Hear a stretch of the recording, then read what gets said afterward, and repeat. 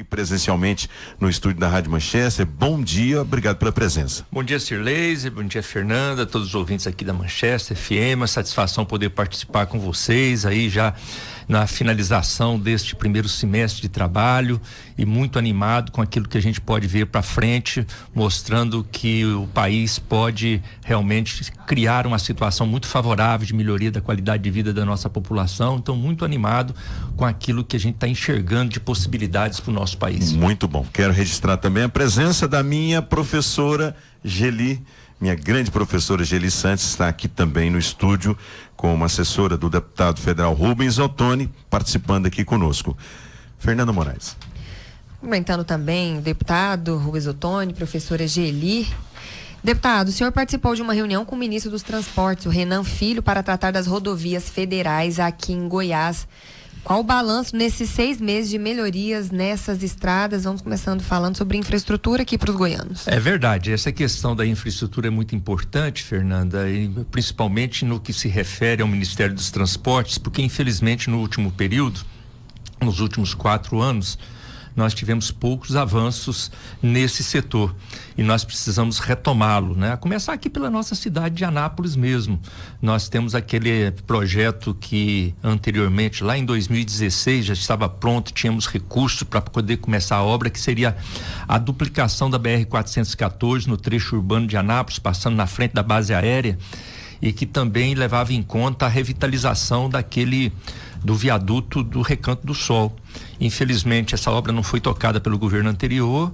Essa obra foi passada para iniciativa para uma concessão que foi feita pelo governo anterior, e agora nós estamos retomando esse diálogo no sentido de poder viabilizá-la, porque infelizmente na concessão que o governo anterior fez desse trecho da rodovia da BR-414, levando em conta inclusive o viaduto do Recanto do Sol, a empresa teria 25 anos de prazo para poder entregar aquela obra.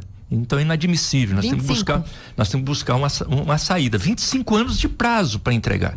E então é inadmissível. Então eu estou trabalhando, e um dos motivos nessa reunião com o ministro Renan Filho foi de tentar criar as condições jurídicas necessárias para retomar essa obra para o Ministério dos Transportes, para que o Ministério dos Transportes faça a obra num período dentro desse nosso período de governo e desse nosso período de mandato dos próximos 4 anos. Então essa foi uma pauta nossa, mas além dela, trabalhei também já com ele, fazendo com que nós possamos colocar prevista já no planejamento daquele viaduto, que é uma trincheira passando por baixo do viaduto para poder liberar as alças para o tráfego só da cidade. E o tráfego de Goiânia para o norte e de norte para Goiânia seria através da trincheira. Então nós estamos trabalhando isso para ver se viabiliza recursos.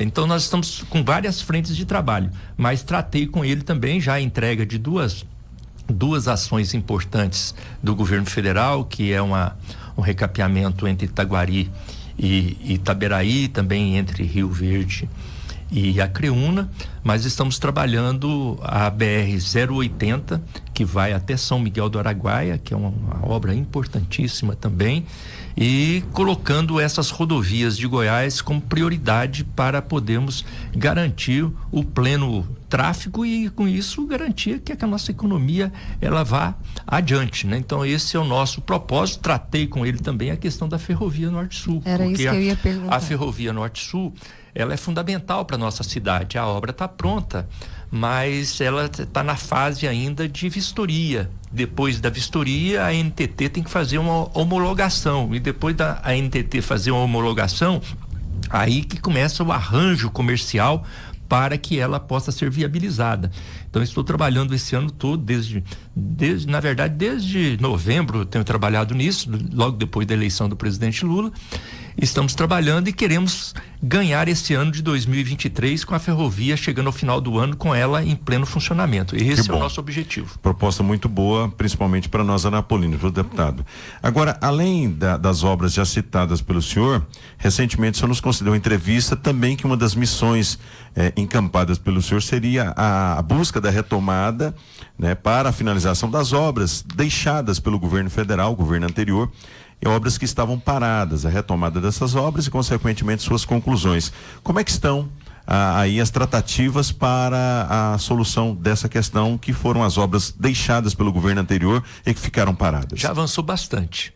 Avançamos bastante, são mais de 1.000 obras no estado de Goiás que estavam ou inacabadas ou totalmente paralisadas. Muitas delas, grande parte delas na área da educação, creche, escola, ginásio de esporte, quadra de esportes dentro de escolas, e nós tiramos como prioridade nesse semestre avançar nessas da educação. E isso, praticamente todas essas obras em todos os municípios de Goiás, onde a obra estava em condição jurídica de poder ser retomada, nós já iniciamos e o governo federal aportou recurso para reiniciar as obras. Então são mais de 80 municípios de Goiás que tinham obras nessa situação, que nós conseguimos recuperar, já iniciar. É claro que leva algum tempo para as obras serem concluídas, mas nós temos várias dessas obras já reiniciadas. Então está sendo um trabalho muito importante. Nós lançamos esse programa Reconstrução em Goiás também aqui para acompanharmos de perto. Tenho visitado, tenho me esforçado de poder estar presente. Estive aqui em Nerópolis, estive aqui em Silvânia, são cidades que próximo da nossa cidade que tem obras nesse sentido paralisadas, Corumbá também. Então nós estamos incentivando as administrações municipais a retomarem esse trabalho, porque os municípios às vezes estavam até desanimados porque não viam por parte do governo federal o interesse e não havia o recurso disponibilizado. Nós aprovamos inclusive uma medida provisória, o governo federal fez uma medida provisória, aportando novos recursos justamente para atender essas novas obras, para poder fazer o reajuste, porque são obras que estão lá já há 5 anos paralisadas. Evidentemente que o valor da obra já é outro, que o município não dá conta de levar nem a parte que lhe diz respeito. Então aí o governo federal está colocando um dinheiro novo através de medida provisória para poder viabilizar essas obras. Deputado, no começo do ano, nas suas entrevistas, o senhor falou sobre a importância do debate no campo político, mesmo que as ideias sejam divergentes. Não pode ser um ambiente de violência. O senhor acredita que nesses primeiros 6 meses já é possível enxergar mudanças nesse sentido? Acho que esse foi o grande ganho que nós tivemos no Brasil.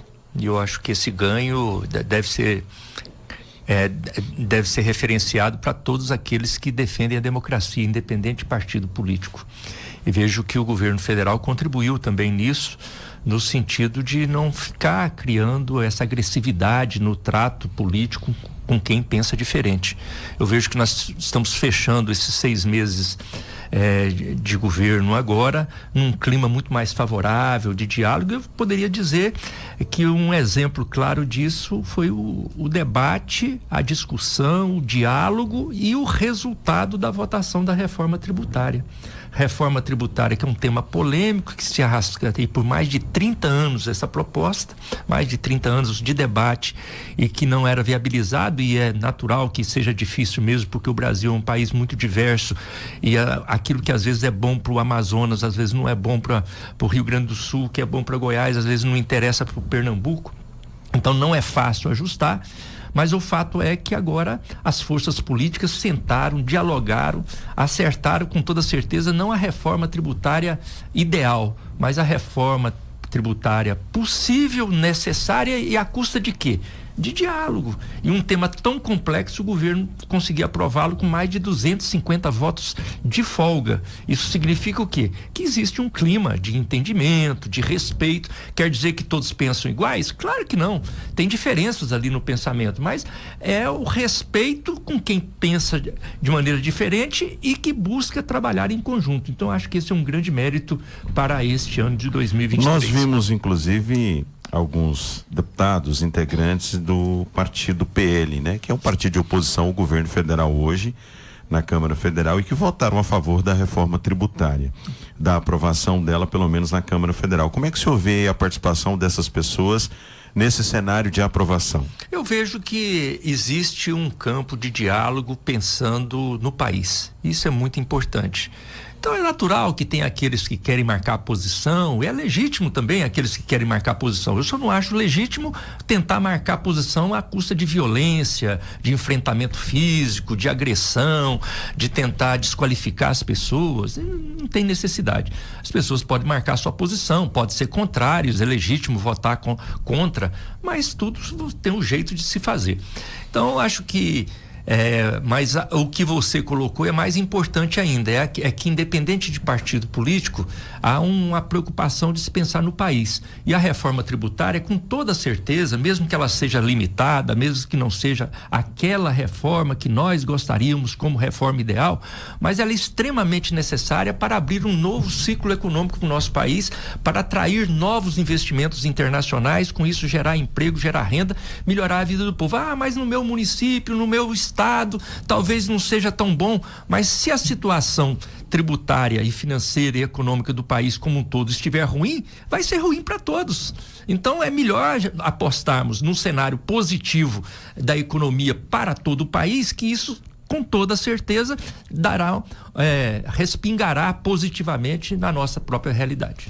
Essas mudanças na reforma tributária, falando de Anápolis, que a gente sabe que conta com incentivos fiscais para atração de empresas, é benéfica para a cidade, falando aqui da nossa proximidade? Eu vejo que a reforma tributária ela é benéfica para todos. É isso que eu estava dizendo, porque a reforma tributária ela vem para abrir um novo ciclo econômico, uma nova oportunidade de investimento. E se há um ciclo vigoroso, né, positivo para a economia, isso é bom para todos. E se a economia for mal, não é uma ilusão achar que a economia vai mal para o Brasil e por causa de um sistema ficará bem para o estado de Goiás ou para a cidade de Anápolis sozinha. Então nós precisamos apostar no geral. É claro que nós temos que ter alguns cuidados para preservar os interesses da cidade. E na reforma tributária nós estamos trabalhando tudo isso para o estado de Goiás. É uma reforma tributária onde não vai entrar em vigor de imediato. Tem as questões, por exemplo, de isenção de impostos, as empresas estarão preservadas até 1932, até 2032. Até 2032. E agora ainda teremos mudanças lá no Senado, teremos alguns ajustes que ainda poderão contribuir com as reivindicações que nós temos para o estado de Goiás. Mas eu não tenho dúvida nenhuma que a reforma tributária ela é boa para todos, porque vai aquecer a economia e colocar o país, o Brasil, num outro patamar. O senhor falou do Senado, é a próxima casa que a reforma tributária agora será analisada. O senhor acredita que ela também será aprovada no Senado Federal, deputado? Acredito que será aprovada, acredito que lá nós teremos um debate também muito importante e acredito que teremos mudanças no texto. Eu acho que este tem sido o ponto principal para a aprovação da reforma tributária, diálogo, que a Fernanda estava perguntando aqui sobre esse clima mais favorável. E aí o presidente Lula tem um grande mérito e também o ministro Fernando Haddad, que está cumprindo um papel importantíssimo na economia, capacidade de diálogo, de poder recepcionar as sugestões, e ele está empenhado nisso para aprimorar o texto. Então, algumas pendências que ainda ficaram, alguns ajustes que precisam ser feitos, com toda certeza, no Senado nós teremos ainda a oportunidade de fazer esses ajustes e aí aprovar, no meu entendimento, no Senado, com uma maioria mais folgada ainda da reforma tributária, porque, repito, a reforma tributária não é uma proposta de governo, não é uma proposta de partido, é uma proposta para o país. Para que os nossos ouvintes possam compreender, se houver alterações agora no texto da reforma tributária, diante daquilo que foi aprovado na Câmara Federal, ela precisa novamente voltar para a Câmara? Volta para a Câmara, né, para poder aí aprovar de maneira final. E vai ser esse trâmite. Nós temos consciência, já há um acordo, um entendimento que uma reforma tão complexa como essa tem que ter esse espaço, esse tempo para maturar, para poder fazer uma avaliação, para poder fazer ajustes. Então, não há uma pressa de poder fazer com que isso seja aprovado. Alguns falavam, está aprovando a toque de caixa. Não, não é a toque de caixa. Essa reforma tributária está sendo discutida há 30 anos. Mas essa proposta não. Essa proposta foi apresentada em 2019.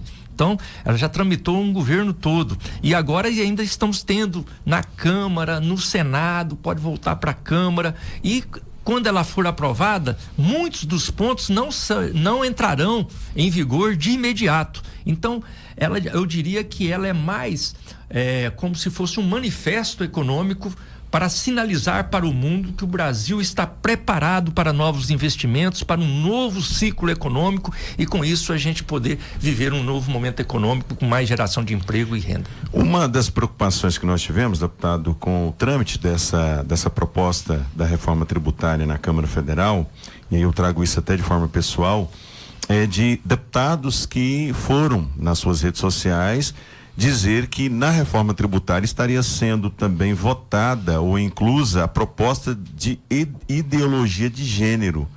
Como é que o senhor vê um deputado federal utilizar-se das suas redes sociais para um pronunciamento tão esquisito como esse? Esse foi o modelo, infelizmente, que nós vivemos da política no último período, nos últimos 4 anos, e que tanto mal fez para o nosso país. E que, como vocês disseram aqui, a Fernanda pontuou, nós estamos superando, mas é natural que ainda fique alguns resquícios.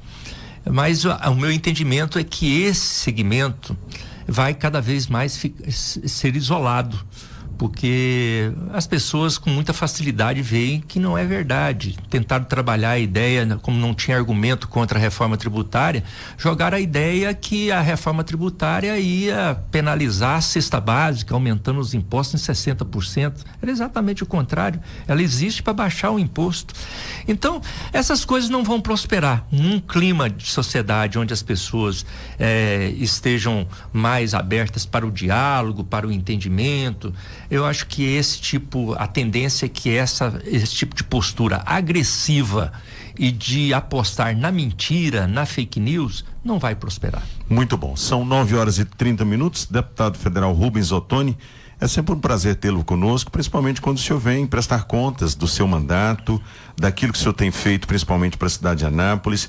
A gente sabe da sua luta em relação à questão da ferrovia Norte-Sul, está em plena atividade para a cidade de Anápolis, o que contribuirá e muito para a nossa economia, e a gente parabeniza ao senhor por esse trabalho e a gente torce para que tão logo tenhamos aí a ferrovia Norte-Sul já fazendo esse trajeto envolvendo Anápolis e consequentemente trazendo mais desenvolvimento para a nossa cidade. Nosso propósito é esse, é criar todas as condições para que a nossa cidade retome o seu protagonismo no cenário estadual, no cenário nacional, resgate a sua importância no ponto de vista econômico, político, social, e para isso nós precisamos dar a ela uma situação de privilegiada. A cidade de Anápolis, que já tem uma situação privilegiada geográfica, possa ter também uma situação privilegiada do ponto de vista da logística. Então, do ponto de vista rodoviário, fazer com que as nossas rodovias estejam adequadas, do ponto de vista, como você disse, da ferrovia, a ferrovia Norte-Sul, e também do nosso aeroporto de cargas. É verdade. Estou trabalhando junto ao Ministério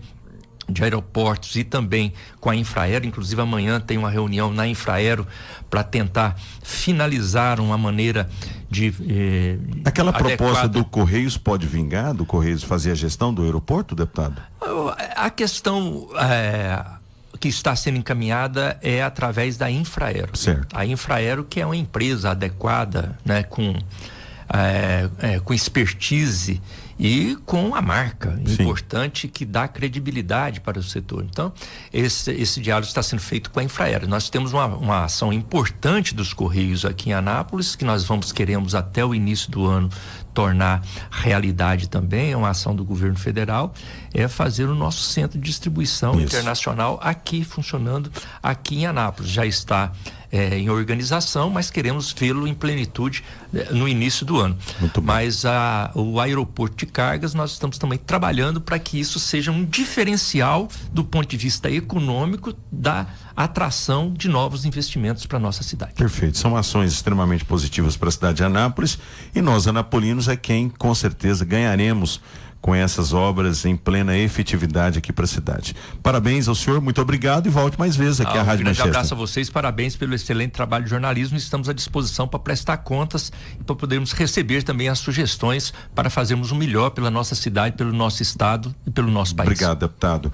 Professora Geli, sempre um prazer tê-la conosco, volte mais vezes também. Nós conversamos com o deputado federal Rubens Ottoni, sempre atento às demandas da cidade de Anápolis e trazendo aí na sua prestação de contas do seu mandato aquilo que tem sido feito por ele aqui na região da cidade de Anápolis e em todo o estado de Goiás. 9h33, daqui a pouquinho